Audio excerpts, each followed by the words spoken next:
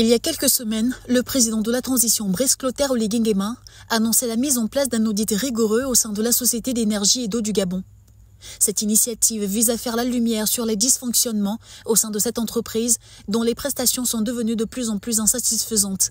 Oh, nous sommes complètement excédés parce qu'il faut dire que c'est compliqué. Dans les congélateurs, lorsqu'on met de la nourriture, ça pourrit. Vraiment, je ne sais pas et je ne pense pas qu'il y ait actuellement une population dans une zone donnée du Gabon qui puisse se satisfaire de ce que la SEG propose.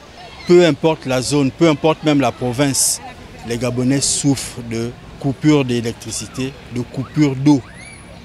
Vraiment que l'État se penche réellement sur ce problème. Malgré ces annonces, la SEG persiste à imposer les coupures d'électricité intempestives, plongeant des milliers de Gabonais dans le noir.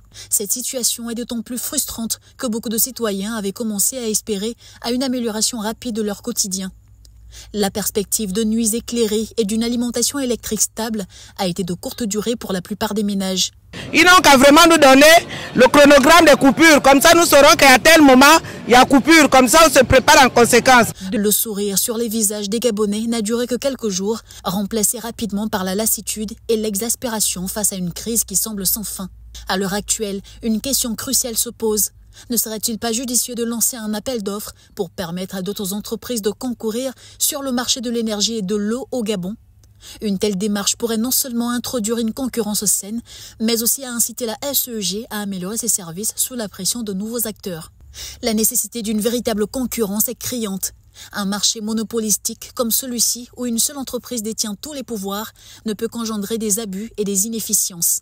L'ouverture du secteur et d'autres entreprises pourrait être le coup de fouet nécessaire pour garantir un service de qualité aux Gabonais. En attendant, la population reste prisonnière de ces coupures incessantes dans l'attente que les promesses du gouvernement de la transition se concrétisent. Le temps presse et il devient urgent de trouver des solutions pérennes pour sortir le pays de cette impasse énergétique.